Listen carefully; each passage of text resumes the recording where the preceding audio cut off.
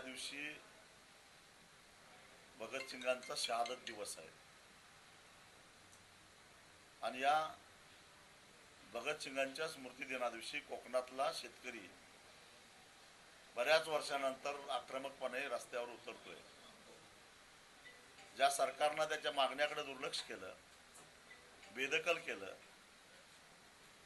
त्या सरकारवरचा रोष व्यक्त करण्यासाठी म्हणून मुंबई गोवा राष्ट्रीय महामार्ग चक्काजाम करून रोखून धरायचा निर्णय 12 मार्चलाच आम्ही पालकमंत्र्यांच्या मार्फत सरकारला कळवलेला होता।